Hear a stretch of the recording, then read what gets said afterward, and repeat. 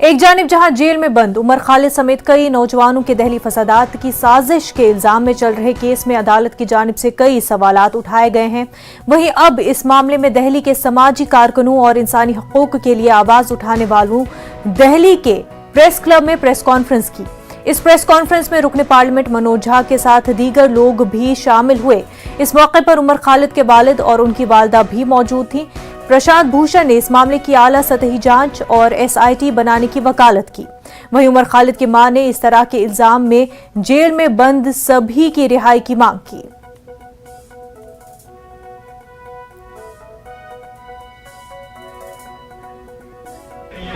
देखिए, मैं सीधी बात कहता हूं कि इन्हों साजिश जो है ना, साजिश को समझना होगा।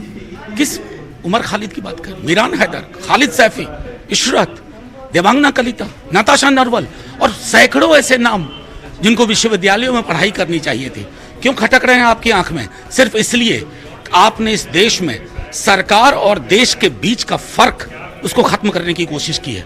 और मैं अपने देश से मोहब्बत करता हूं, आप सरकार से मोहब्बत करने के लिए हमको फोर्स नहीं कर सकते।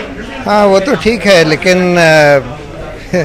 ये तो उमर खालिद की और नताशा नरवाल वगैरह की तो सारी स्पीचेस कोई ना कोई रिकॉर्ड करता था ना, तो सब जाहिर है कि ये लोग क्या कर रहे थे।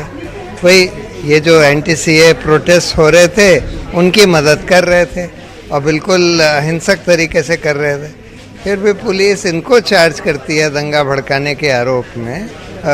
हम कह नहीं सकते क्या होगा वगैरह। कपिल मिश्रा जैसे लोग, उनके खिलाफ कोई एक्शन नहीं हो रहा। इसलिए दिल्ली के कोर्ट्स ने जो टिप्पणी करी है इन सारे इन्वेस्टिगेशंस पर, बार बार करी है, उससे अब ये बिल्कुल प्रूव हो जाता है कि ये एक कोई ऑनेस्ट इन्वेस्टिगेशन नहीं था, ये एक साजिश थी जो एक्टिविस्ट इसकी मदद कर रहे थे प्रोटेस्ट की।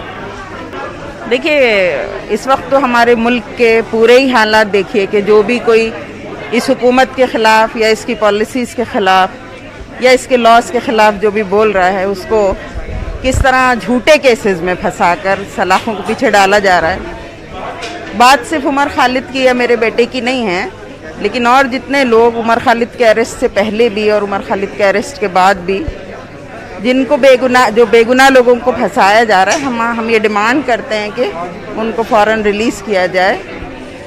और अगर लोगों ने ये आवाज़ नहीं उठाई, अगर आवाम ने ये आवाज़ नहीं उठाई, तो आज मेरा बेटा है, कल और दूसरों के बच्चे उठाए जाएंगे, भाई उठाए जाएंगे।